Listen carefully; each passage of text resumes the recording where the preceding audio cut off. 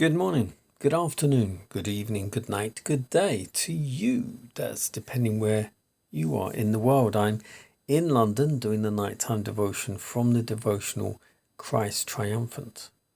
The title today, Do Not Resist Salvation's Invitation. The scripture reading is from Hebrews 3:15. Today, if ye will hear his voice, harden not your hearts.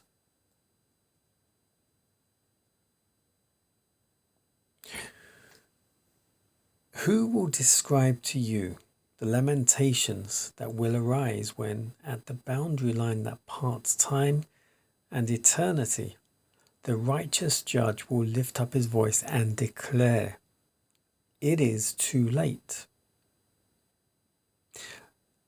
Long have the wide gates of heaven stood open, and the heavenly messengers have invited and entreated, "Whosoever will, let him take the water of life freely." Today, if you will hear his voice, harden not your heart. But at length the mandate goes forth. He that is unjust, let him be unjust still. He which is filthy, let him be filthy still. He that is righteous, let him be righteous still. And he that is holy, let him be holy still. The heavenly gate closes. The invitation of salvation ceases. In heaven it said, "It is done." Such a time is not far distant. I plead with you to make sure work for eternity, to lay hold on the hope set before you in the gospel. Strive to enter in at the strait gate, for if you merely seek, you will not be able. The world is loaded down with the curse that sin brings. It is literally deluged with sin, with violence and corruption, as in the days of Noah. And yet, this fearful period of our world's history, many are asleep. They cease to make efforts to become Christians.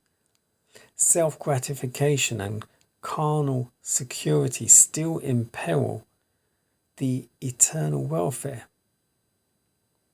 Is not this foolhardy? Satan's followers may call it honourable, praiseworthy, to manifest that independence of mind that will lead you to regard with indifference your former instructions and make you think you have found a better way. As you listen to these suggestions, you are becoming hardened through the deceitfulness of sin. What shall worldly pleasures avail you when all the world shall be overwhelmed as was Sodom and destroyed like Gomorrah?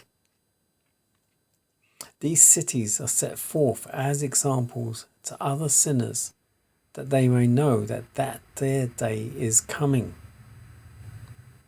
Too late will sinners realize that they have sold their birthright. The crown that they might have had shines upon the brow of another.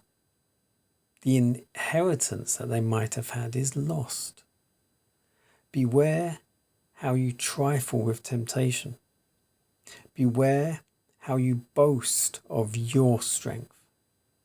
Christ is your everlasting strength.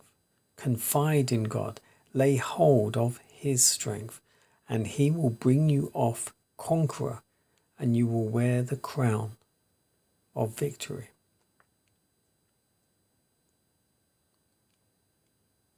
Do not resist salvation's invitation.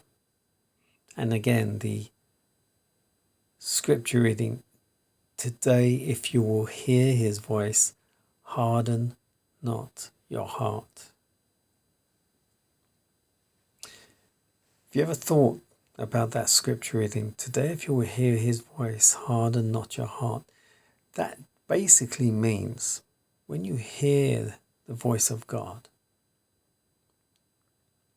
it could be an audible voice, it could be just a whisper. And it's telling you to do something, to go somewhere, to whatever it is.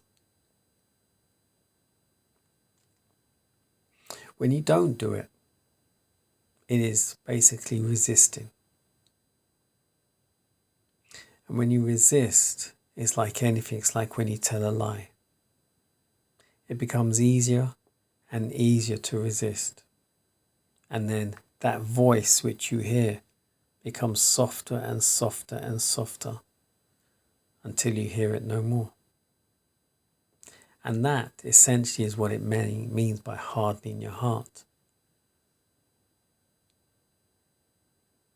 When you harden your heart, it's like when you ignore the voice of God.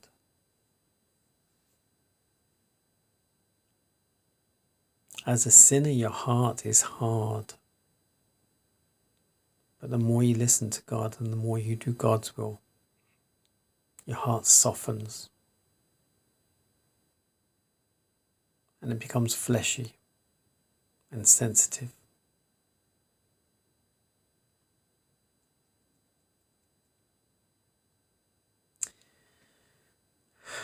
The voice of God throughout the millennia has been calling his people to come home.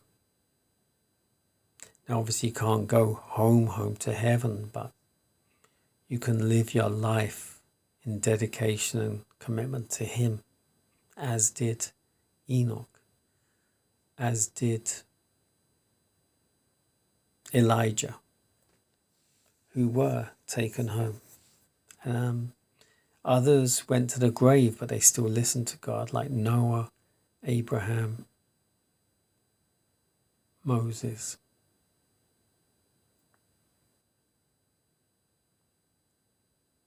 This world is rife with sin. We know that because the devil controls this world. But bear in mind, he only controls what God allows him to control. God is in ultimate control, just as he was with Job. But God allowed the devil to tempt Job, to afflict him, etc. And God allows the devil to tempt us and afflict us in ways. But ultimately, God is in control. The great I am.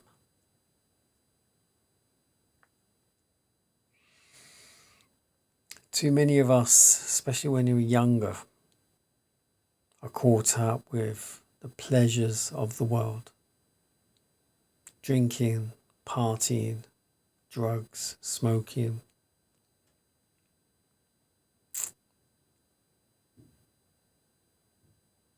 But as you get older and you realize how your health starts to falter because of your previous lifestyle, you try to live a better, healthy life. For some, it's too late. For others, you can rescue your health, which does help your brain. But you still need to think about how you've affected this brain, your conscious mind, your frontal lobe, where you make your decisions. And you still have time to make the right decisions. To keep the 10 Commandments. To believe and have the testimony of Jesus. But many don't. In fact, probably the majority don't. Because they're so indoctrinated with worldly affairs, politics, and everything the media tells us and is teaching us, because most people are engrossed with watching the television. And it is mainly the television, That's where the news comes from. The news is through the TV, the radio,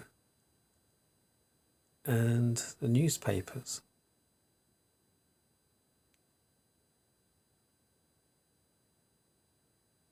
If you can give up all that, stop looking, reading, listening, watching, all of that, then that's a good chunk of the battle overcome. And your mind isn't being filled up with loads of rubbish. And it basically, when you watch a TV, it bypasses your frontal lobe. It just goes straight into your head, into your memory.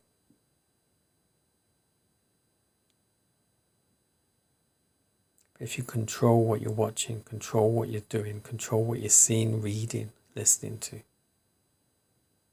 you can also have better control over your mind. But listen to his voice and harden not your heart. And your life should be, I'm not going to say easier, but I will say better. God bless you.